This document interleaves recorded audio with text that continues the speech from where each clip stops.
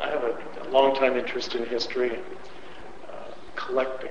So I started collecting Dorchester maps and postcards, and then people noticed that and asked me if I'd like to come to the Historical Society, and so I came on the board first, and then later became president.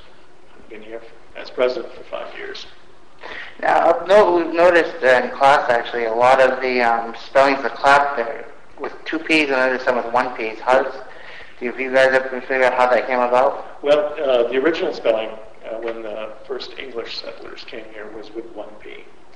But Lemuel Clapp, he built the house that's on this property next door in 1765. He spelled it with 1 P. His son, William, who built this house in 1806, spelled it with 2. So that seems to be about the time that everybody started changing. Now, I know that there were some brothers and sisters on the older side. Did they all eventually change? Do you mean in England, or? Oh, I mean, so Lemuel was the only Clap with a 1 P? Yeah, everybody prior to Lemuel had 1 P. Yeah, but from here. But from about that time onward, they all changed, but I don't think they all changed at once. Yeah.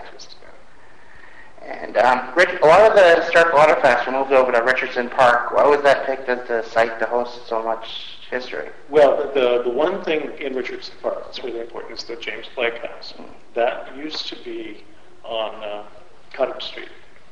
And in 1895, the city acquired the lot that the house was on, intending to put up city greenhouses.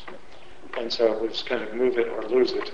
And the Historical Society, along with a Blake descendant, managed to move the house to Richardson Park and got the city to agree to make that exchange.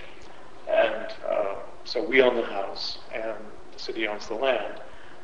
But the house is the earliest existing house in the city of Boston.